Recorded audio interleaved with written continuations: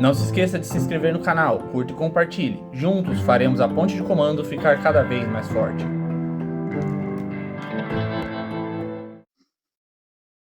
Olá, tripulantes, tudo bem? Aqui é o JC, esse é meu amigo Bruno. Olá, bem-vindos ao Ponte de Comando, seu canal de Jornada nas Estrelas, ficção científica e temas relacionados. E hoje a gente vai conversar sobre o episódio Arena. Então, antes de mais nada, não deixe de se inscrever no canal, curta, compartilha. Os links para o nosso Spotify e para nossas redes sociais estão aí embaixo na descrição do vídeo. Também com os links para o meu trabalho como escritor, tanto com o trabalho do Bruno como músico, ok? Lembrando que esse vídeo ele vai ter spoilers. Você pode deixar embaixo os seus comentários, se quiser, sempre com respeito com o amiguinho. Bruno, qual que é o... Antes da gente começar, na verdade, as notícias da semana, não teve mudança. Nessas 2 semanas de ato entre gravações, não teve muita coisa assim para se comentar no mundo nerd em geral. Teve 2 de jornadas, que a primeira, que é a Starfleet Academy, ela foi renovada para a 2ª temporada, mesmo antes da primeira estrear. Assim, eu não acho que isso dá muito certo, assim. Eu acho um pouco de arrogância quando a produtora faz esse tipo de palhaçadinha, mas tudo bem, o dinheiro é deles, eles que gastem como eles quiserem, né? O que me deixou pensando, porque a emissora também confirmou a entrada da Tatiana Maslany, que fez Mulher Hulk. Eu não assisti Mulher Hulk, me falaram que é horroroso, mas não vou dar opinião no algo que eu não vi. Então, se você já assistiu Mulher Hulk, deixa aí nos comentários aí embaixo. Outra coisa é que agora já temos uma data de lançamento para a sessão 31. Vai direto para o streaming da Paramount, provavelmente, no dia 24 de janeiro. Então, se você quer saber mais da sessão 31, só dia 24 de janeiro vai ter porque é uma coisa que eu costumo falar, assim, que apesar de Jornada não vender tanto brinquedo quanto Star Wars ou quanto outras franquias, Jornadas é a maior franquia de ficção científica ultimamente em andamento. Jornadas, se não me engano, é a única franquia de ficção científica que tem várias séries em andamento ao mesmo tempo. Pelo menos mais de 5. Pelo menos já chegou a ter. Jornadas é realmente uma franquia muito grande.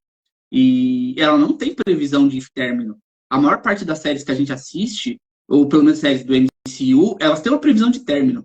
Jornadas não. Jornadas ela é tão expansiva que ela não tem uma previsão de término. Então, sim, Jornadas é uma das maiores franquias de ficção científica em andamento hoje. E para finalizar a notícia da semana, estreou essa semana, isso que eu nem ia comentar, mas achei bom para avisar vocês, estreou um filme na Netflix chamado Lá Fora.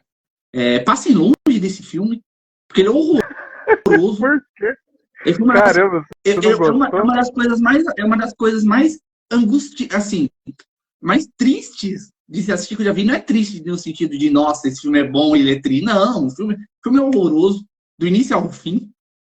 É uma mistura de O Iluminado com Guerra Mundial Z e Extermínio, só que ele não consegue fazer nem uma coisa nem outra, porque ele tenta aplicar aquela fórmula do Johnny sobre ele estar ficando louco porque está num lugar confinado, mas o ator é horroroso. Nossa, passa longe. E assiste o vídeo aqui no canal. Em vez de vocês assistirem esse filme, assiste aqui os vídeos do canal. Vocês vão ganhar muito mais. Eu posso te contar uma coisa dessa semana. Você assistiu esse filme? E a Larissa... Não, melhor. A gente assistiu Alien Romulus. Cara, olha só. E aí, não, mano, nota... Eu não vou dizer 10, porque 10 foi o primeiro, o 8º passageiro. Mas foi um 9, cara. Fantástico. Vou deixar aqui o card na lateral do vídeo no YouTube, do especial do Romulus que o JC aí fez para vocês. Mas é uma experiência muito boa mesmo, para quem é fã da franquia de Alien também, né? Outra coisa que estreou na Netflix tem um tempo atrás foi o Poço 2. E assim, eu vi uma thumb de outro canal outro dia e eu vou copiar a frase deles. Porque no fundo do poço tem um buraco ainda maior. Obviamente não era um filme que precisava de uma continuação, mas algum produtor achou que o filme rendia uma continuação e eles fizeram. Não é um filme tão ruim assim, mas não é tão bom. É um filme, ele existe, tá lá, assim se quiser. Agora, lá fora é horroroso. Lá fora não...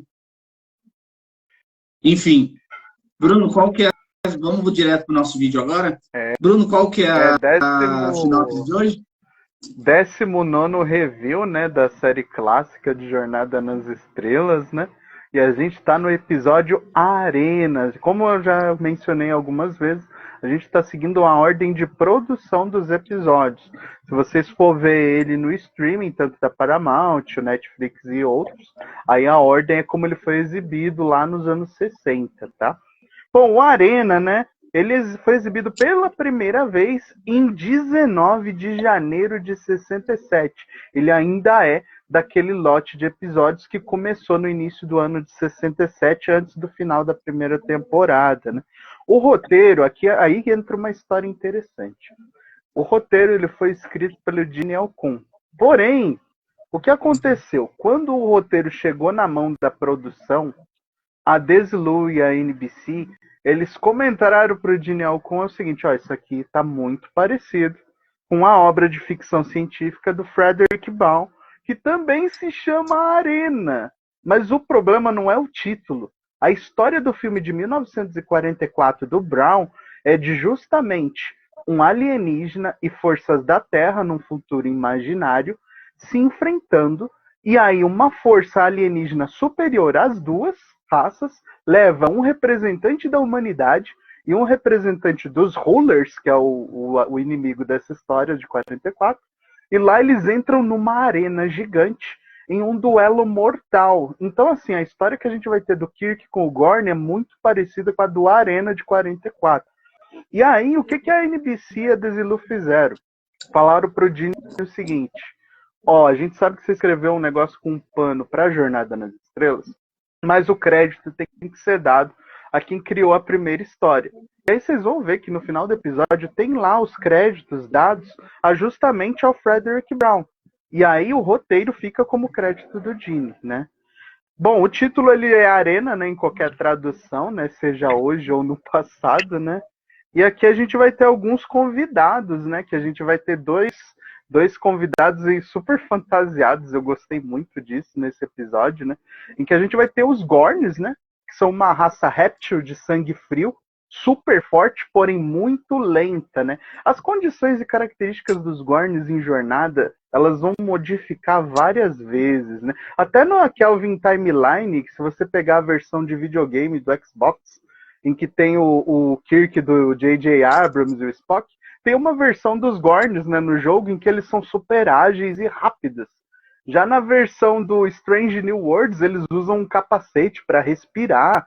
Então, assim, tem várias diferenças em como os Gorns são apresentados, parecendo com o dilema que a gente vê dos Klingons também. Mas aqui, além dos Gorns, a gente vai ter também uma nova espécie apresentada em Jornada, que vai ser mencionada também lá na frente em DS9, que é os Metrons, né? Eu vi que você deixou um comentário aqui anotado sobre eles. Quer falar sobre os Metrons? Não, a gente conversa depois, quando o episódio for andando, e lá embaixo a gente vai falar mais sobre ele. Chegar, né? Bom, vamos seguindo. A sinopse, né? Ela é o seguinte: a Enterprise ela vai receber um convite do Comodoro de Cestus 3 para que a Enterprise venha, e ele pede que o time tático desça com o grupo de desembarque. Ele insiste isso até na comunicação do teletransporte. E quando eles chegar lá embaixo, a situação é totalmente diferente do que eles esperavam. Mais uma vez, isso é muito padrão, né, de Jornada, em que antes da vinheta inicial é sempre dado um mistério para se resolver durante o episódio, né? E nesse, Cestus 3 é bombardeado violentamente, destroçando toda a colônia. E não sobrando quase ninguém. Isso aí. Vamos começar então? Bom, esse episódio começa com todo mundo indo, parece, assim, a equipe de solo parece estar indo para uma festa, porque eles foram convidados pelo líder da colônia, e tá todo mundo, menos o Spock. O Spock tá sempre resoluto, mas o resto da rapaziada tá daquele jeito, porque acha que vai ter um banquete. Quero comer um rango, né? O McCoy, né? O McCoy tá todo felizão. E tanto que ele toma uma chamada do Spock, fala, nossa, mas você é um romancista. Você acha que tudo vai dar, tudo tem a tendência a dar certo. E eu, assim, eu concordo com o Spock, eu acho que entusiasmo demais é uma porcaria.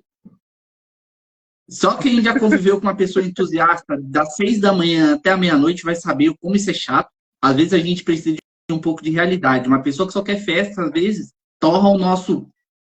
Enfim, mas vamos dando continuidade. Quando eles descem, tal qual o Bruno já comentou, a colônia está em pedaços, todo mundo foi pro saco e eles começam a ser atacados de longe por uma nova raça.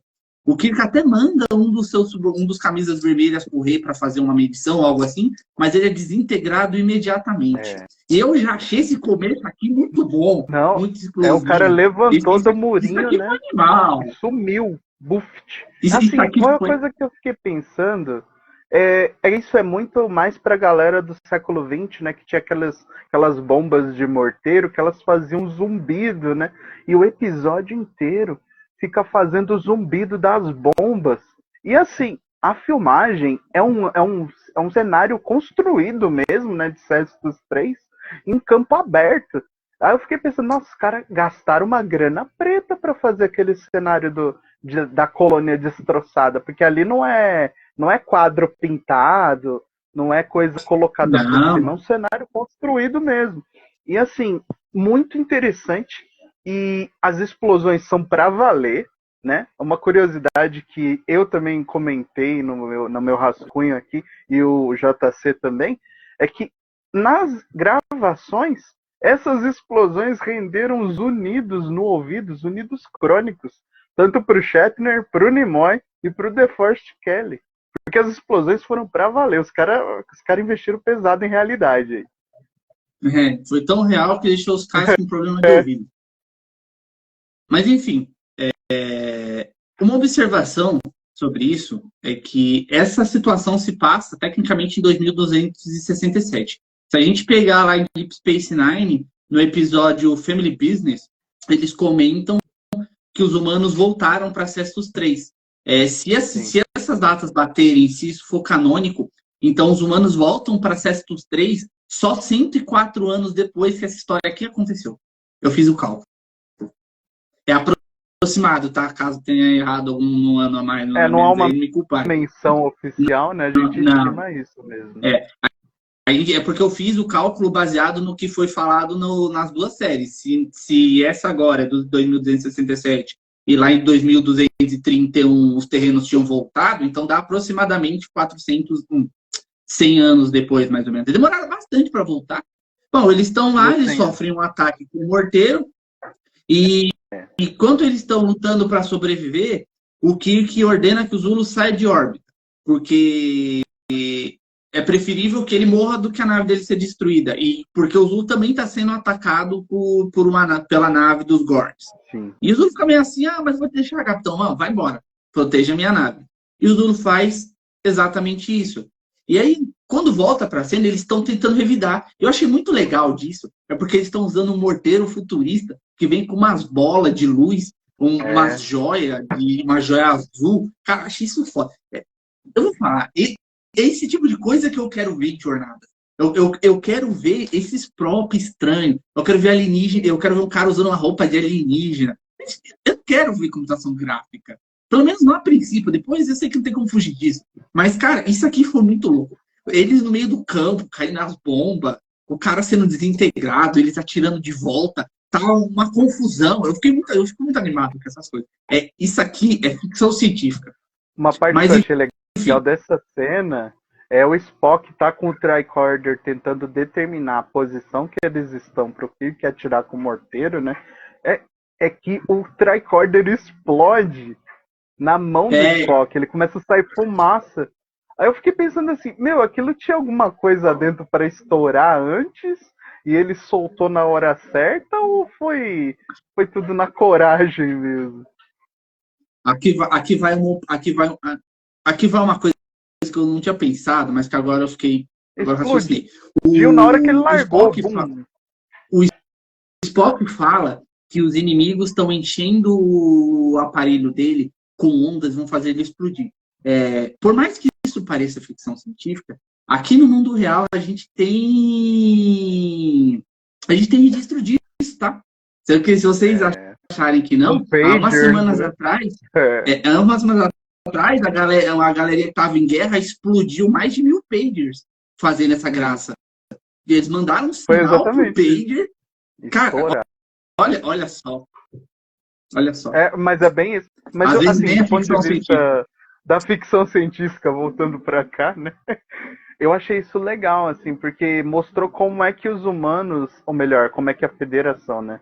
A federação, ela é falível. E esse episódio, pra mim, ele mostra quão é perigoso, em alguns aspectos, a exploração espacial para a segurança dos habitantes dos planetas. Porque, igual a gente vê em Enterprise também, né? Que os planetas, por mais que tenha frota estelar, eles são meio que desprotegidos. Tem a ameaça dos Romulanos, dos Klingons e agora dos Gorns. Mas, a bomba, quando o Kirk solta o morteiro, cara, o efeito que jogaram, pelo menos na versão remasterizada. Eu tenho lembrança de quando eu era garotinho, lá em 1997, 96, de assistir na tarde maior justamente esse episódio na Record. Cara, e naquela época os efeitos eram um pouco mais porcaria, né? Naquela época era a versão original. Mas ainda assim, eu lembro do clarão da explosão, era muito convincente. E eu achei que isso, mesmo sendo anos 60, é uma coisa que ficou, como você gosta sempre de mencionar, ficou crível.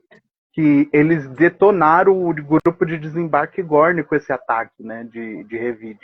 E isso foi legal,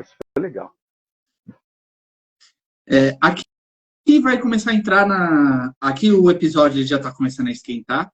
Quando eles revidam, ao mesmo tempo que eles estão lutando, o Zulu tá na nave disparando tudo contra a nave dos Gorns. Mas quando os Gorns vê que eles estão sofrendo baixas, eles sobem todo mundo e se mandam. O Kirk sobe de volta com o único sobrevivente da colônia e o sobrevivente fala para ele: olha, eles desceram com tudo, eles arrasaram, mataram mulheres, mataram crianças, mataram velhos, não deram nem a chance da gente conversar. E aí o Kirk fica com sangue nos olhos. E começa a querer ir atrás da nave Gorn. O lance é o seguinte: eu sempre falo que o Kirk é um capitão muito insensato. E às vezes eu e o Bruno a gente até diverge sobre isso, porque eu acho de verdade que, por mais que o Kirk seja um bom capitão, ele toma umas atitudes que são muito... Como fala? Ele toma atitudes por instinto próprio. Às vezes ele não quer saber da consequência. E eu vou sempre me lembrar da Janeway lá na frente, falando que na época deles todo mundo atirava primeiro e perguntava depois. E isso me passa essa mesma impressão. Tudo bem, aqui talvez tenha uma... Talvez nem se encaixe, porque afinal de contas eles não atiraram primeiro. Não. Mas a partir do momento em que o Kirk percebe que eles conseguem vencer esses caras, então o Kirk começa a ir com tudo em cima deles. Ele vai atrás. E aí o Spock menciona uma coisa pra ele que eu concordo plenamente com o Spock. Você destruir aquela nave Gorn, ele nem fala Gorn porque eles não sabiam do nome, mas você destruir aquela nave, não vai trazer a galera de Cestos 3 de volta. Por que você está fazendo isso? Mas porque se eles passarem, porque vão dar uma lição para eles. Aí eu deixo a pergunta. Era pra essa rapaziada ser evoluída, né? Então, você tem que lembrar que a política da frota estelar do século 23, apresentado no episódio Balanço do Terror, é o que quando termo de invasão? Se o atacante vier, elimina. É isso que ficou estabelecido em Balanço do Terror. Então, o Kirk ali, não que eu ache certo, na verdade nem o Kirk acha certo. Fica claro, depois ele vai contra-argumentar que ele não acha aquilo legal, mas é necessário. Porque, pensa comigo, se aquela nave que atacou eles, que nem os Romulanos, tivesse voltado para a base, eles iam achar que eles estão fracos. E isso é uma coisa que na guerra eles chamam de ataque preventivo, né? Você tem que atacar para você não ser destruído mais. E é triste pra caramba, mas acontece. E que, na verdade, eu enxergo que ele estava encarando um desafio. Para ele é um militar, em algum momento, não, mas mesmo para ele parece um desafio. Explorador naquele instante, né? Exatamente, assim, ele parece que ele estava encarando um desafio. Tanto que lá na frente, quando os Gorns param a nave deles, ele começa a sorrir, ele fica muito feliz que ele vai finalmente destruir a nave. Então, para mim, tá ficando no desafio. Lá no final, e isso bate com uma coisa lá no final, que eu não vou comentar agora, mas foi a primeira vez que eu tive uma reflexão sobre ele que foi um tanto quanto positiva. Mas, enfim, a gente vai chegar lá ainda. Eles começam a perseguir a nave Gorn, e eles chegam até Dobra 8. Parece não ser muita coisa. Os motor. Parece não ser muita coisa, mas para uma nave da época deles é muita coisa. Lembrando que o máximo é dobra 9.5, se eu não me engano. Quando você ultrapassa 9.5, você já começa a entrar naquele experimento maluco que a Janeway fez com a Voyager, que o Tom Paris começa a regredir no tempo e começa a virar uma iguana. Enfim. Sim. A própria Enterprise, num episódio lá que eles estão em PC 2000, eles também, quando passaram da dobra 9, eles saem da escala, né? E aí já entra em dobra temporal mesmo, né? Então, assim, ele foi até o limite, né? Até o limite do motor. E o Scott, você vê a cara do Scott falando, ou a gente alcança eles, ou a gente vira uma bola de explosivo no espaço, né? Então, enquanto eles procuram, acontece o que eu falei. Os Gorns, a nave deles trava completamente. Eles são tirados de propulsão, eles ficam parados no meio do espaço. Sim. E o Kirk até que parece que fica muito feliz com isso. Então vamos pegá-lo. Só que quando eles ali ele foi meio estranho. Então, ele fica feliz. Porque para mim ele está encarando um desafio. Os caras destruíram a colônia, ele conseguiu derrubar eles e agora ele está perseguindo esses alienígenas. Para mim isso é um desafio. É o troco, né? É o troco militar. É um troco militar.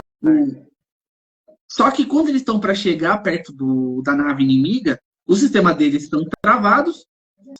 E enquanto eles estão tentando resolver a situação da parada total, eles são chamados eles recebem o chamado dos Metron, que são a segunda raça alienígena que aparece nesse episódio.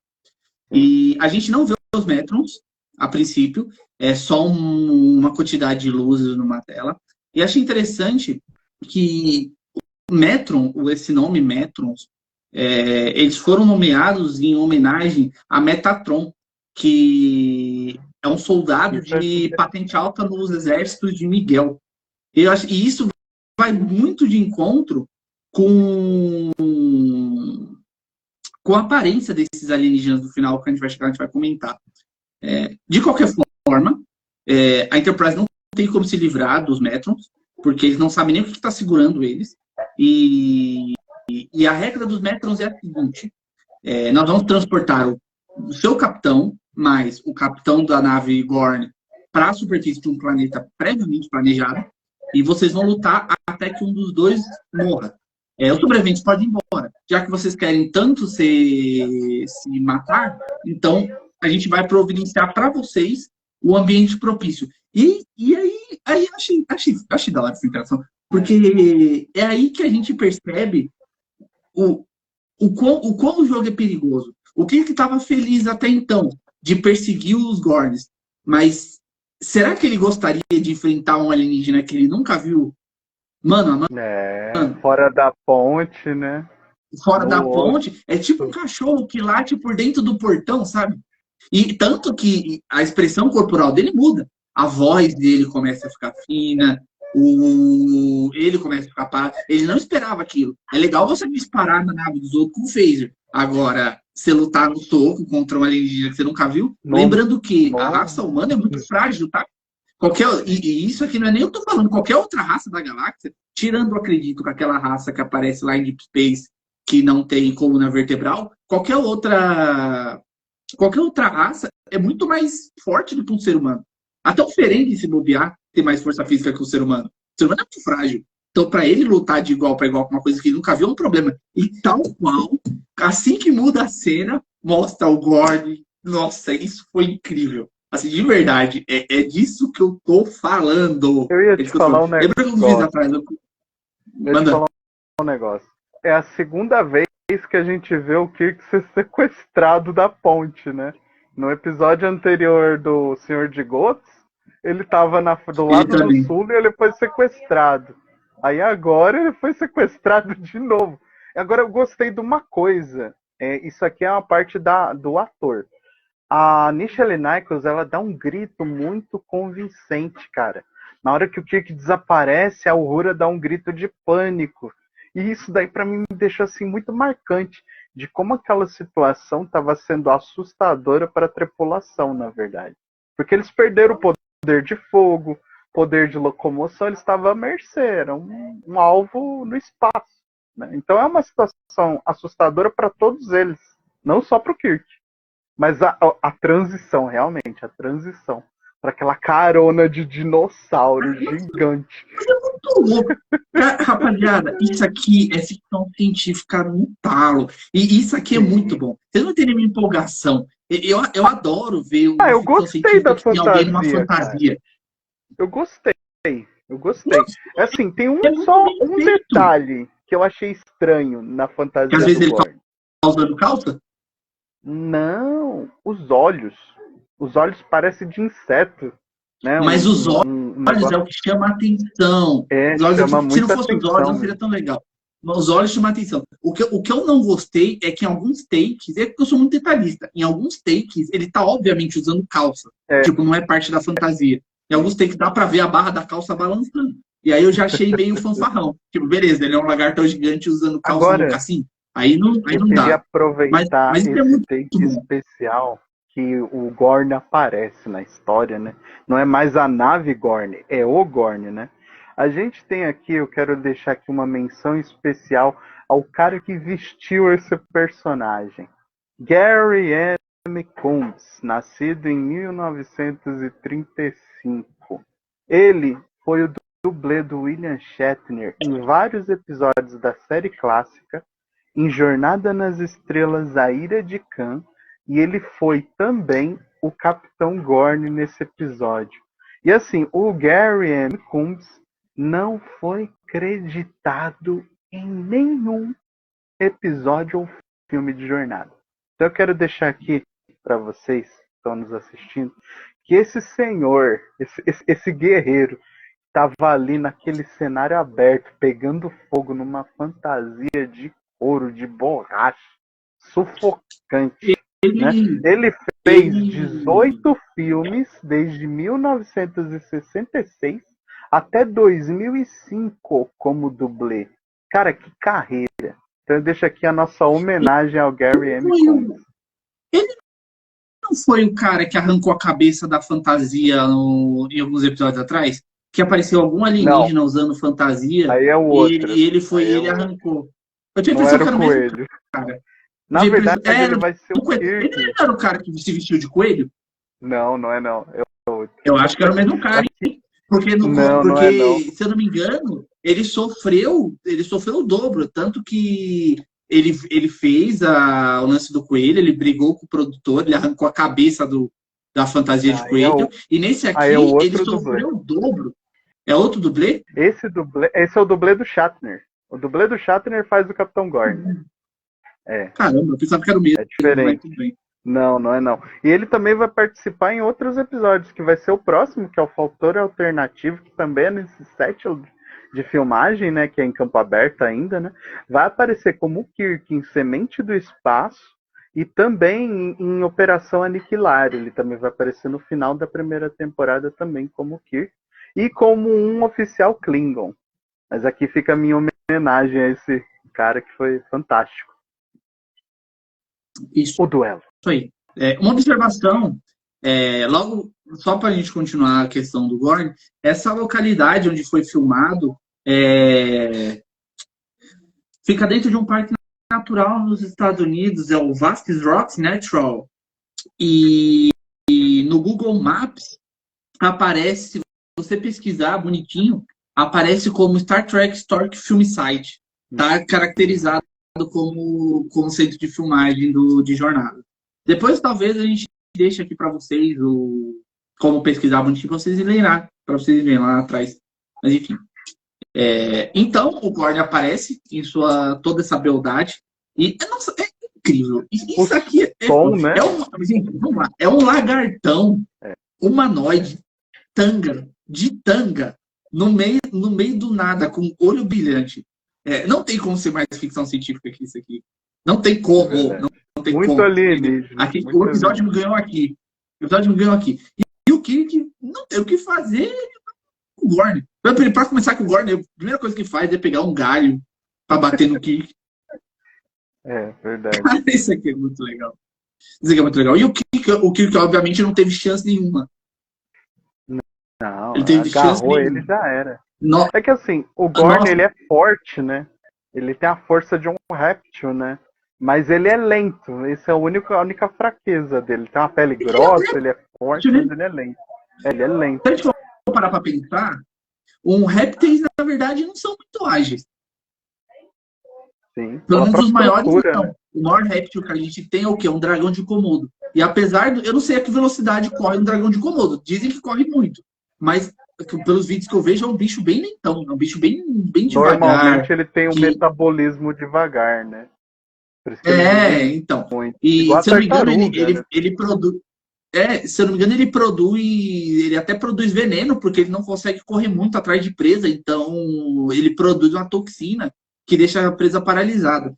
Mas, enfim. É uma inspiração interessante, né? Talvez tenha esse cara tenha se inspirado no dragão de Komodo. Espero que ninguém tenha se machucado quando foi fazer a pesquisa para fazer esse. É verdade. O dragão de Komodo é conhecido por causar uns acidentes bem sérios.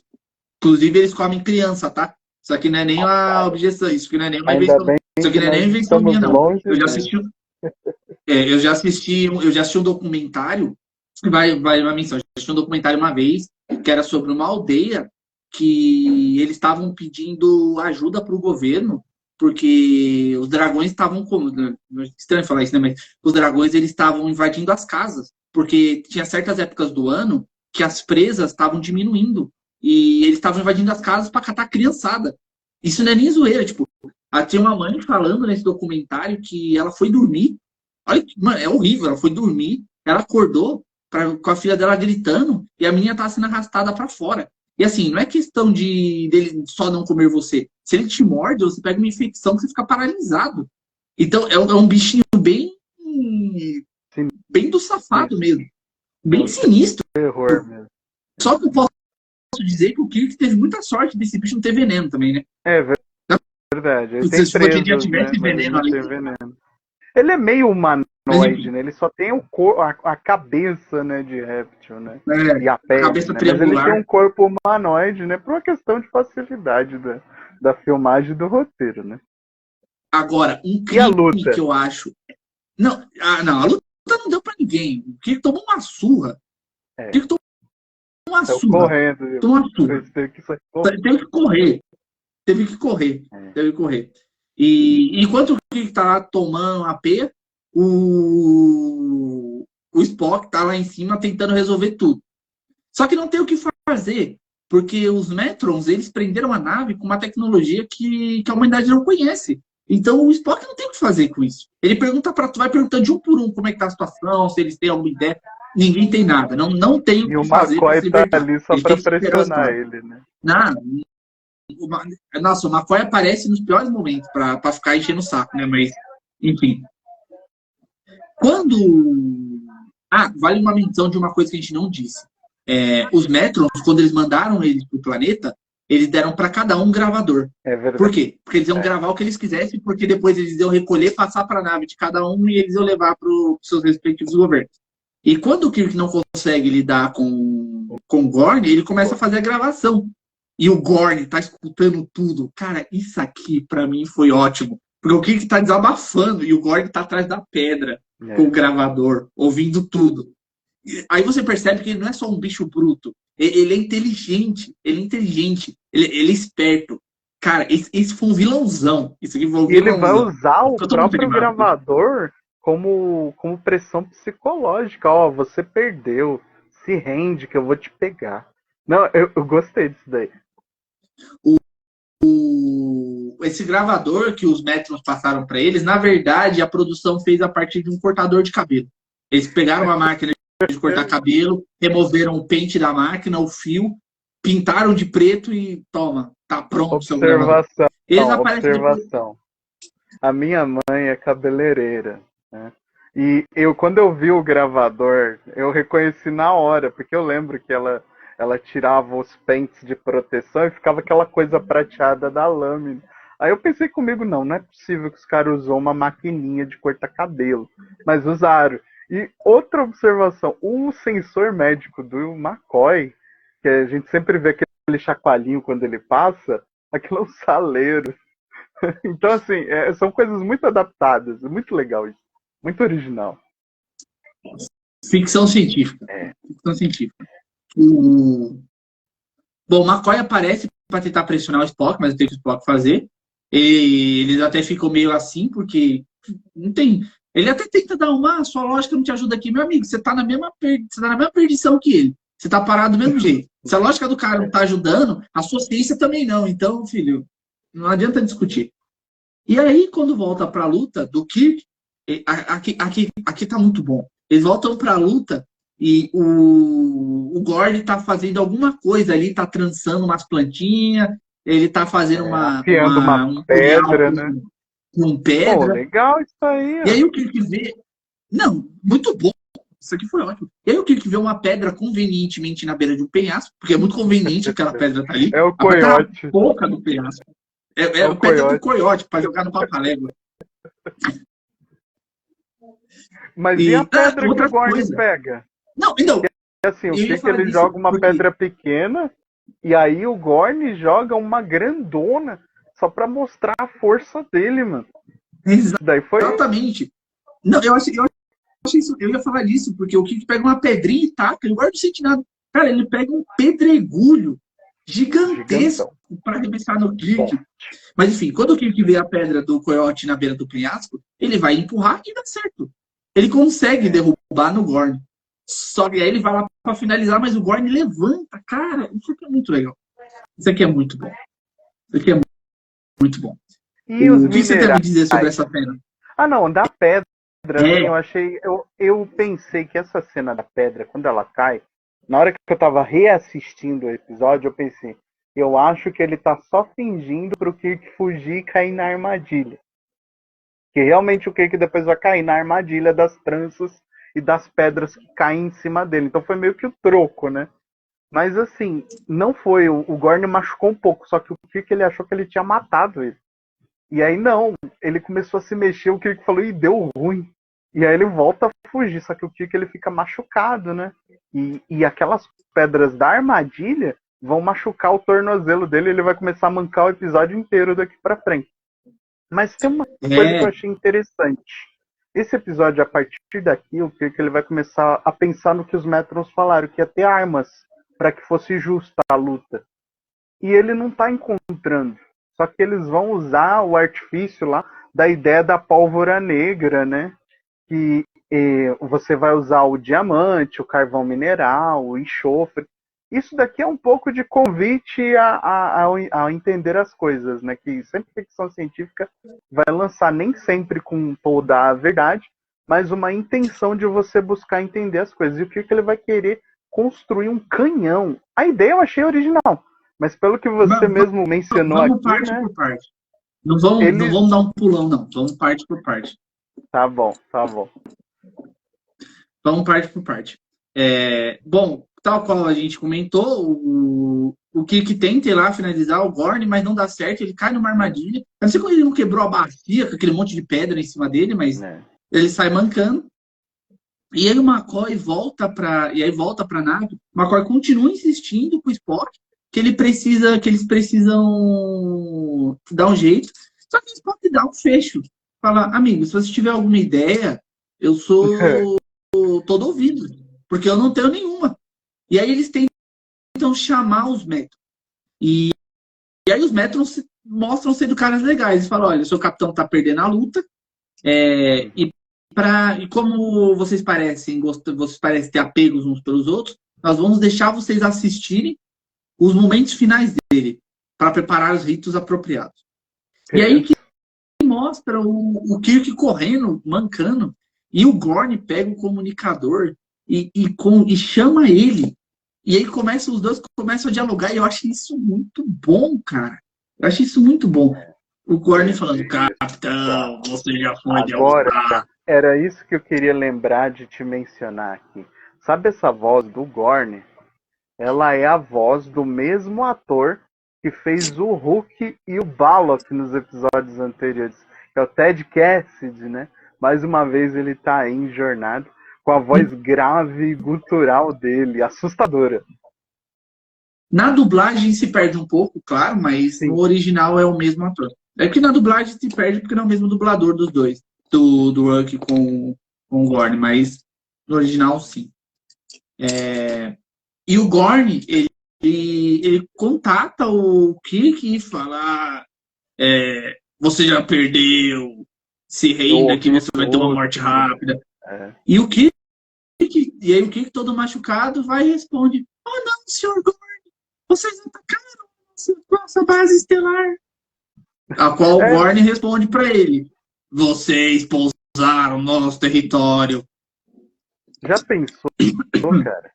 Aí ali murchou um pouco a vontade do Kirk de matar todo mundo, eu acho, né?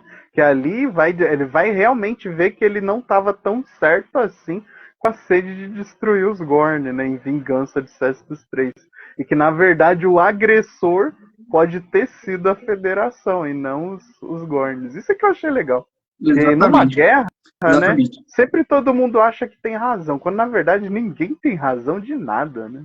Nunca se justifica. Nunca sei. E aí, sim, o Kirk começa a fazer engenharia e ele junta um pedaço de bambu com um monte de areia, enxofre, carvão e um diamante para fazer um canhão. Observação que o canhão de bambu do Kirk foi testado pelos Might Busters. Os caçadores de eles meia comprovaram cientificamente de que é impossível se criar um canhão de bambu daqueles. Não só porque o bambu não resistiria, vale mencionar, não só porque o bambu não resistiria, ele explodia e matar o Kirk, quanto porque não é simplesmente jogar um monte de pó, de qualquer elemento dentro de um cano para você fazer uma arma.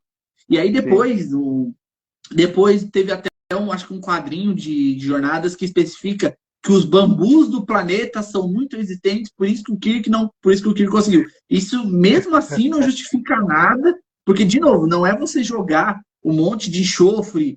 Tem que ser preciso, né? Não, você tem que ser preciso. Com coisas que, obviamente, o Kirk não tinha ali e o Kirk não é químico. Tá? Então, o Kirk é um militar. Mas a gente releva isso aqui. Sim, eu vou dizer pra você, eu quando vi isso da primeira vez, eu era molequinho. E eu nem conhecia o que era pólvora. Então, eu gosto dessas coisas em ficção científica para fazer você procurar, né, informações, né? Igual a ficção científica, ela vai muito nessa questão espacial, né? E isso é para dar interesse da realidade, na verdade, né? E isso eu gostei muito. Mesmo que o canhão não seja factível, a ideia é muito interessante. É isso aí. E aí o Gorn vem se aproximando, e quando o Gorn está se aproximando, a gente pode ver que ele está andando por uma estrada de serviço. É uma das coisas que eu achei engraçado. Tem duas pistas para carro. Né? Não é nem asfalto, mas tem a marca dos carros que passa por ali. Mas, enfim. E o Kirk acerta o tiro no Gorn. O Gorn se machuca. E o Kirk vai para dar para finalizar a luta. Só que aí ele sente piedade, porque a culpa não é dele, a culpa não é do Gorn. Exatamente. E aí o Metron finalmente aparece.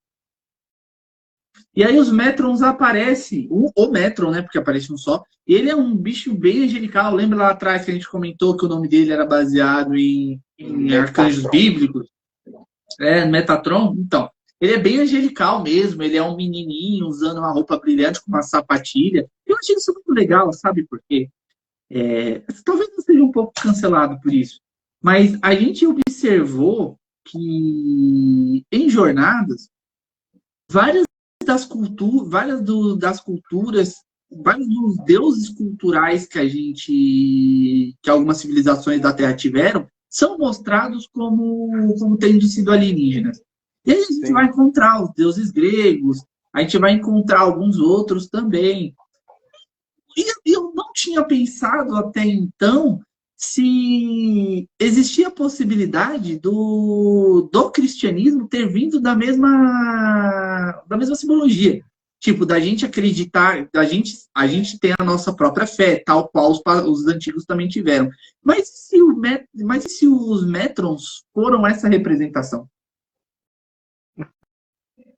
Interessante, uma ideia de alien do passado misturada com teologia. Exatamente. Sim, há um pensamento disso nos livros do Eric von Däniken, né? Carruagem de Fogo, né? Chariots of Fire, né?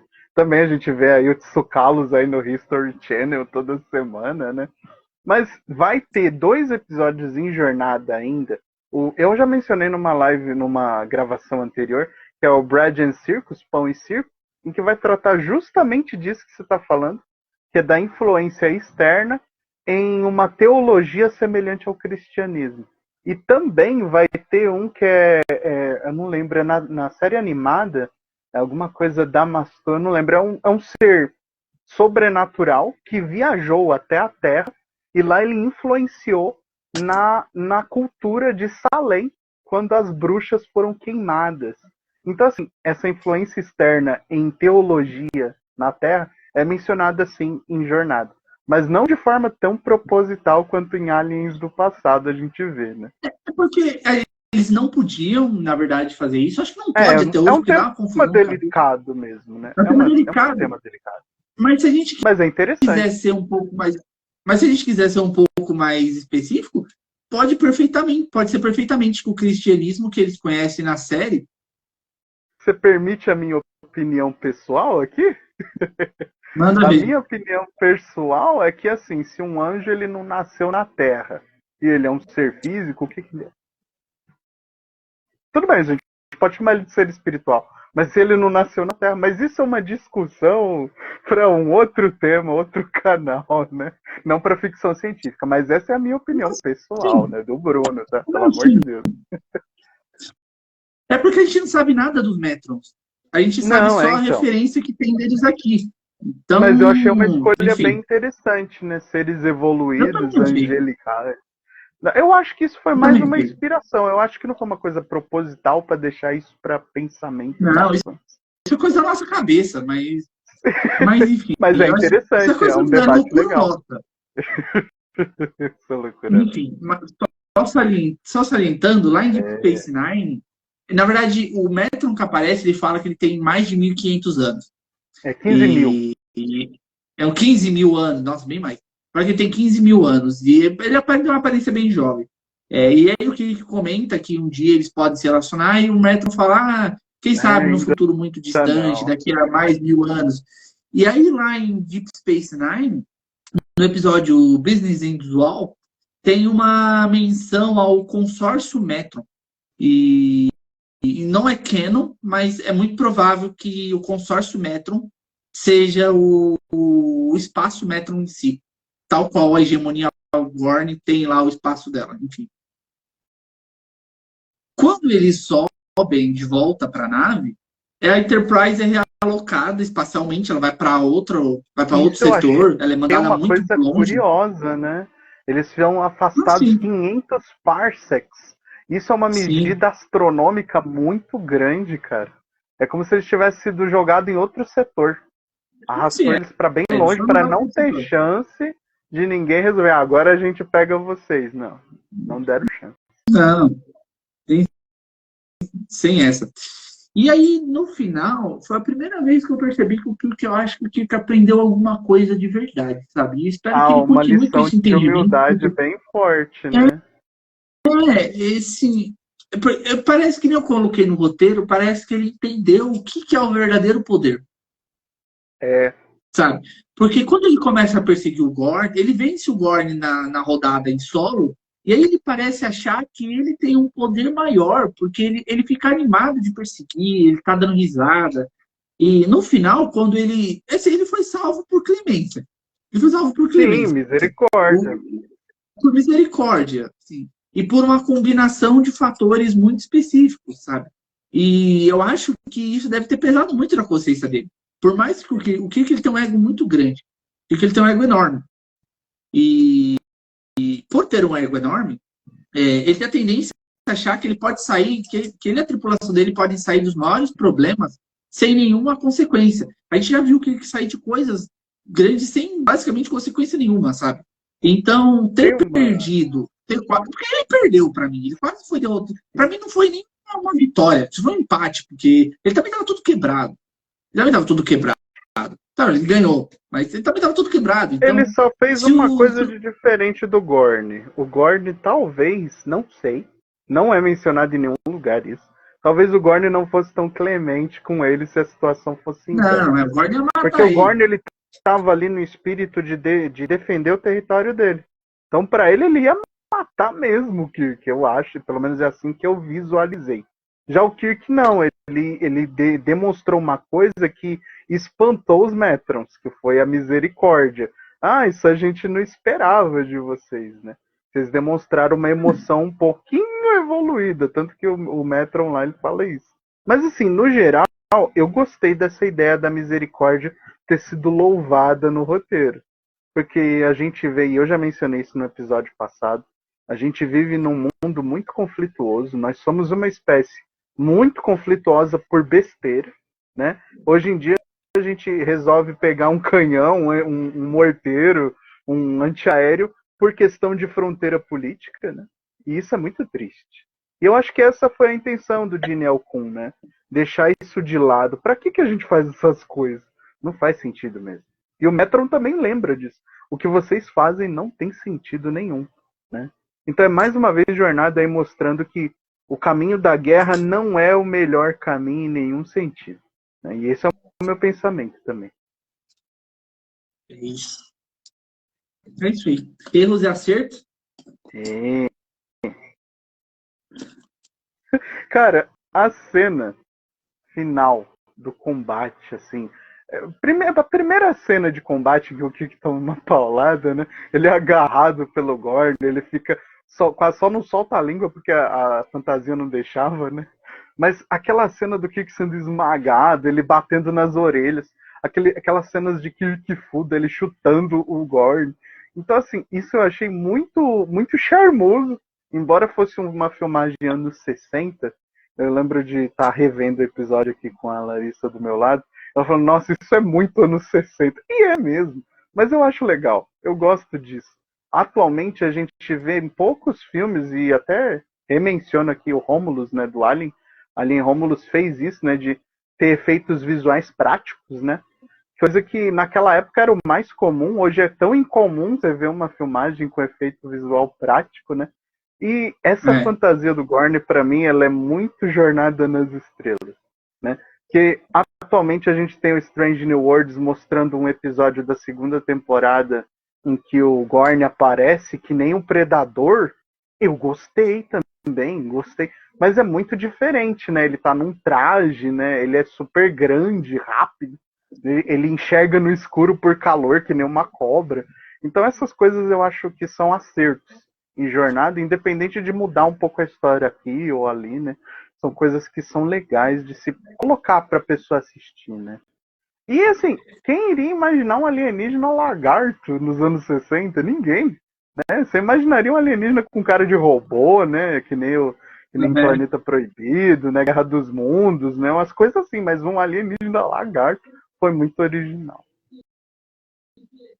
Bom, esse é um episódio muito bom, mas eu acho que foi o melhor episódio, assim, até aqui. De verdade, a gente teve coisas muito boas, mas o que eu gostei é que esse episódio, ele largou o escritório de lado e ele foi para coisa prática, que eu acho que era isso que o Jornada estava precisando. Sim. Ele saiu da ponte, porque a maior parte dos outros episódios que a gente comentou até então, a maioria deles foram episódios de escritório e de ponte.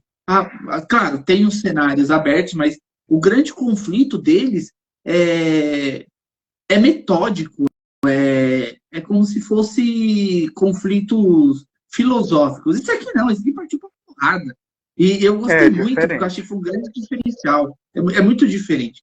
Claro, não, assim, teve algumas coisinhas que eu achei que ficaram fora de mão, tipo o Gorn usando calça, ou a estrada de serviço. Porque se a gente parar para pensar, não é uma coisa a estrada de serviço não é uma coisa que dava pra. Que não tinha como tirar.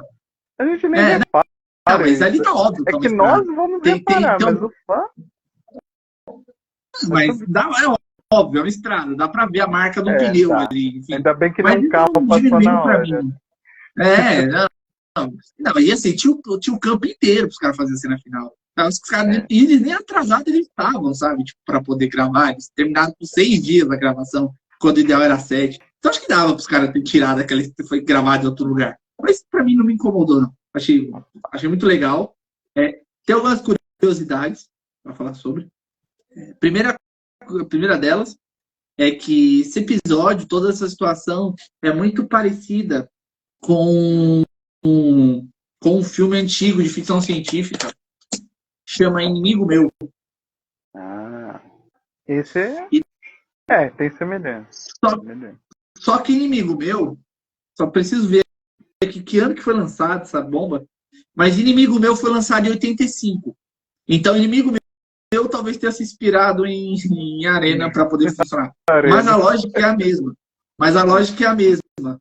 Porque é um alienígena e um humano que vivem em guerra e eles são obrigados, eles caem num planeta e eles são obrigados a sobreviver juntos.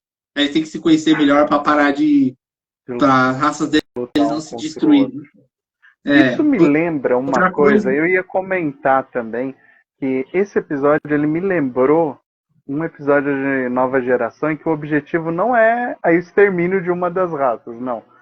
Na verdade, o contrário, é uma arena ao contrário, em que tem Darmok, Engilad, Intanad. Né? Tá. Nossa, esse episódio Aquele dá dor de episódio cabeça até hoje, prático. de tentar entender. Aquilo é muito bom, eu achei fantástico. Eles não têm um comunicador, né? Não tem um tradutor universal, porque ele não funciona. Mas a cena de combate, o efeito prático, a cara do alienígena ser de uma forma totalmente diferente do humanoide. Então, tem coisas ali que me lembram muito o Arena, só que numa visão ao contrário, em que é para diplomacia e não para guerra. É o Arena do Picard, né? O Arena do Picard, ele é um literalmente. Ele é um estadista, ele é um diplomata, ele é um... Tem algumas que mostra como eles coisas são assim, diferentes. de Arena. Tem algumas coisas assim que pegam uma inspiração de Arena mais pra frente também. Tem um episódio de Voyager que eu sempre esqueço do nome do imediato da Janeway. Eu nunca decoro o nome dele. O Chakotay. Que o Chakotay, ele é obrigado a cuidar de um menino Kazon. E aí eles ficam sozinhos.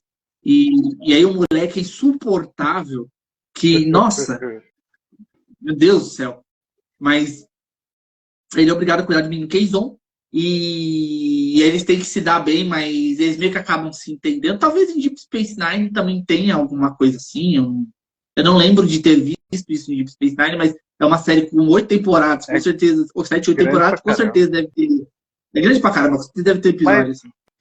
Inclusive aqui a gente estabelece um novo modelo de episódio, então, que é episódios em que você é jogado no planeta com alienígena. Isso vai acontecer mais pra frente. Aí lembra quando eu falo que os episódios têm tipos específicos? Então, esse aqui é um deles. Sobreviver acampando com o inimigo. Literalmente. Mas tem duas coisas que a gente não mencionou aqui. Na verdade, a anotação, essa parte da pesquisa eu achei muito legal. Foi do JC. Arena vem de uma palavra do latim mesmo, né? E ela, no português, a melhor tradução para arena é areia. Porque no antigo Império Romano, os gladiadores, eles lutavam em uma arena cheia de areia. Por isso que ela tem esse nome. O Coliseu mesmo, a superfície dele era toda coberta com areia para dificultar o andamento dos gladiadores durante o combate, ficar mais pesado. Imagina você com uma armadura de ferro andar em cima de uma areia. Então era um combate mortal mesmo no passado. E a inspiração deles vem justamente disso, por isso que tem esse nome. E a outra parte da pesquisa aí também do latim, dos gladiadores que o JC pegou, é que cestus é uma arma que os gladiadores utilizavam, né, que parece com uma luva de boxe, né?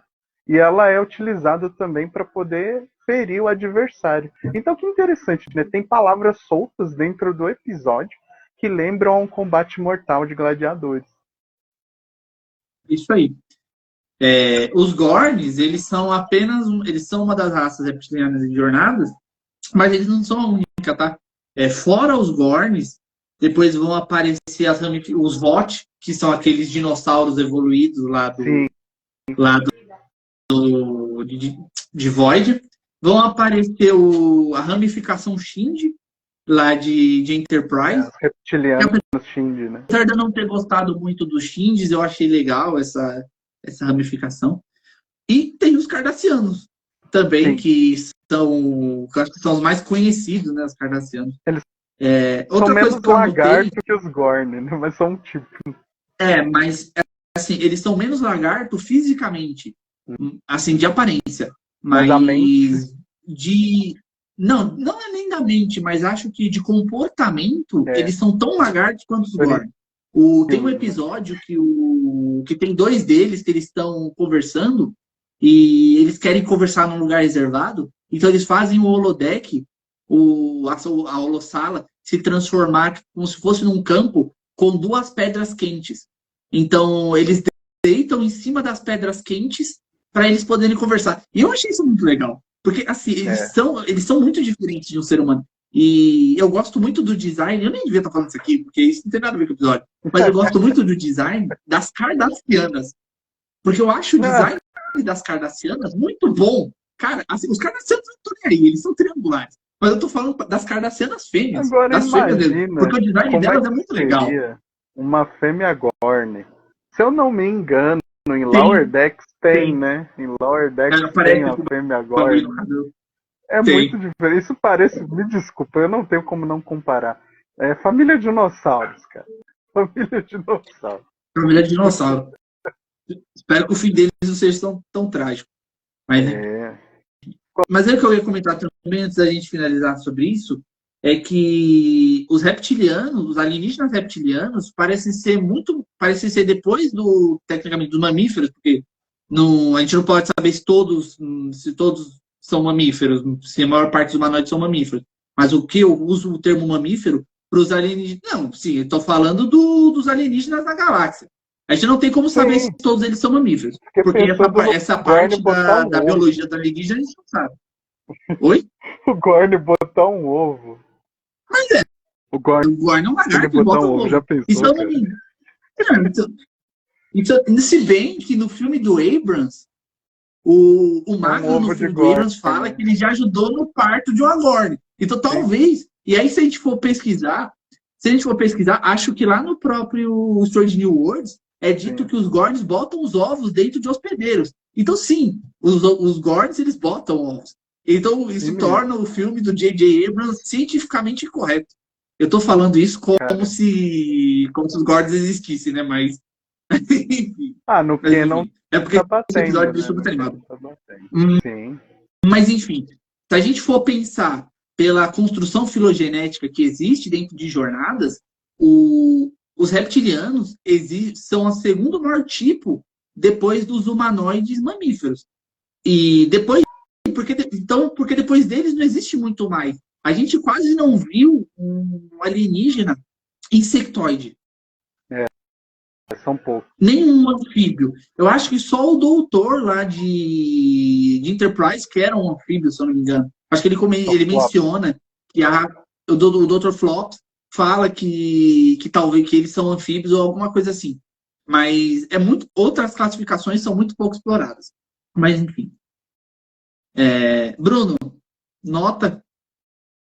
Minha nota é muito alta para esse episódio, por ele também sair da curva, mas principalmente por justamente o que a gente explanou aqui, do começo até o meio para o final, a gente vê um James Kirk e uma tripulação da Frota Estelar disposta a destruir uma nave, né? A executar o que qualquer conflito, um ataque preventivo pede, e eles deixam de ser exploradores para serem militares em defesa da Federação. Só que a gente também vê o pano de fundo em que eles mesmos não querem esse tipo de papel para eles, mas eles o fazem por uma necessidade de serem os únicos que estão ali para aquilo, né? O Spock, ele fala com o Kirk disso. O Kirk lembra o Spock que eles são os únicos que estão lá e não tem outra defesa para o acesso dos três, né? E que eles têm que cumprir esse dever. E no final, o Kirk, ele reconhece que esse tipo de ação não é a melhor mesmo. Então ele concorda no final com o Spock e que, na verdade, não é pelo conflito, às vezes, que as coisas se resolvem. Na verdade, o conflito ele é a ausência de argumento, né? É a ausência de entendimento. Ele é a escolha em que você deixa de escolher entender o outro para destruí-lo. E isso é muito triste, né? Então esse episódio ele aplaude a misericórdia, né? A paz e a diplomacia. Então a minha nota é 9 para esse episódio. E eu adorei a Fantasia Gorn. Adorei. Eu vou dar 10 Gords mesmo. Tô nem aí. Rapaz, é um episódio nota 10. Não. Achei top. Nossa, assim, foi de longe um dos melhores episódios que a gente comentou até aqui. Esse Gorn, pra mim, rendeu boas discussões, não tive que falar mal. Isso aqui é ficção científica, rapaziada. Sim, na moral, isso aqui é de respeito. Só as aranhas de Tropas Estelares, né? Aí a gente pode ter uma conversa a respeito. Não mexe com as minhas aranhas, não mexe com as minhas aranhas, não, hein? Não mexe com o meu Tropas Estelares. Não mexe com o meu Tropas Estelares. Mas cara, que são coisas diferentes, né? E se eu não me engano, mas agora que você falou isso, algumas das aranhas de Tropas Estelares também eram animatrônicos. Efeito prático. Assim, um dia a gente vai trazer Tropas Estelares para vocês. Um dia a gente vai trazer o especial Fora da Ponte sobre Tropas Estelares. Eu tô até imaginando você com um modelo da aranha na mão, assim. Nossa, eu quero muito. Eu vou comprar isso ainda. Eu acho muito bonito. Eu acho aquele alienígena muito bonito.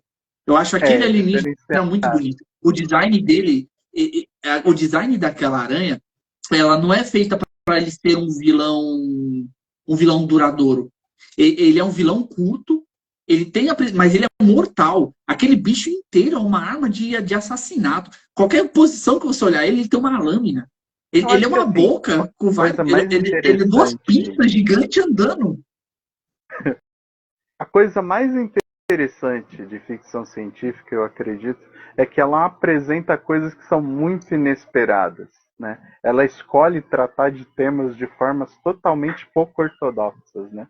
Igual nesse, a gente teve um alienígena com cara de lagarto. Isso foi muito legal. E o próximo episódio, qual vai ser? O fator alternativo. Aí sim a gente vai beber da fonte de realidades diferentes.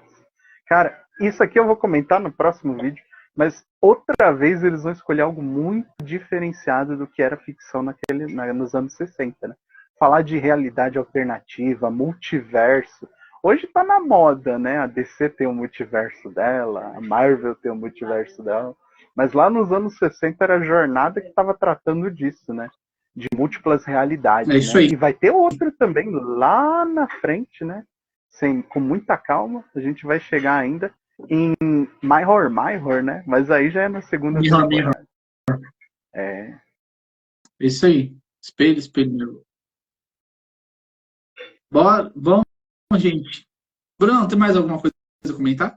Galera, o que eu vou dizer, como eu sempre comento, se vocês gostaram do vídeo, comentem, deixem a opinião de vocês. Eu agradeço a cada um de vocês que tem aqui estado sempre engajado conosco aqui no Ponte de Comando. Eu desejo a todos uma vida muito longa e muito próspera. É isso aí, gente. Eu agradeço quem chegou até aqui. Foi um prazer. Curta, comenta, compartilha. Deixa aí suas opiniões aí sobre o nosso vídeo aí embaixo. Tudo bem? Até mais. Até a próxima semana e Kaplar.